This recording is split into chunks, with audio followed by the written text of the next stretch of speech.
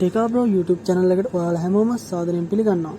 අද අපි කරන්න යන්නේ කොහොමද laptop එකේ keyboard එක replace කරගන්නේ කියලා. හරි අපි බලමු කොහොමද කරන්න කියලා. ඔයාලට පේනවා ඇති මේ laptop එකේ keyboard එක උඩ කෙළවරේ පොඩි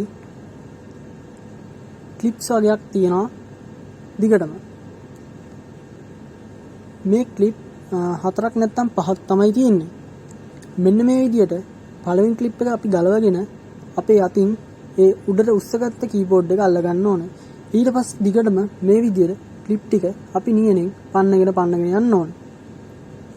මේ විදිහට දිගටම කරාම අපිට නිකම්ම කීබෝඩ් එක හරි ලේසියෙන් ගලව ගන්න පුළුවන්.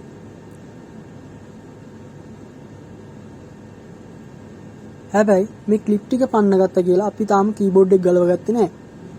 මේක ඇතුලෙන් කේබල් එකකින් ස්ලොට් එකකට මේ කීබෝඩ් එක හයි වෙලා තියෙනවා. ඉතින් අපි ඒ ස්ලොට් එකෙන් මේ කේබල් එක ගලව ගන්නත් ඕනේ. මෙන්න මේ විදිහට උඩට ඇද්දම කීබෝඩ් එක එනවා. මම අර කිව්වා වගේ මෙන්න මේ කේබල් එක සම්බන්ධ වෙලා තියෙන ස්ලොට් එකෙන් ක්ලිප් එක පන්නගෙන මේ විදිහට අපි කේබල් එක ගලව ගන්න ඕනේ. දැන් අපිට පුළුවන් මේ කීබෝඩ් එක ඉවත් කරගන්න. අපි දැන් බලමු අලුත් එක කොහොමද සම්බන්ධ කරගන්නේ කියලා. මෙන්න මේ විදිහට මේ පොට් එකට අපේ කීබෝඩ් එකේ මේ කේබල් එකේ තියලා ක්ලිප් එක දාගන්න ඕනේ. දාගෙන ඉවර වෙලා අපි මුලින්ම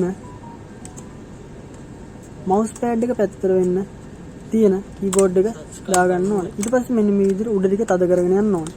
දැන් අපේ කීබෝඩ් එක හයි කරලා ඉවරයි.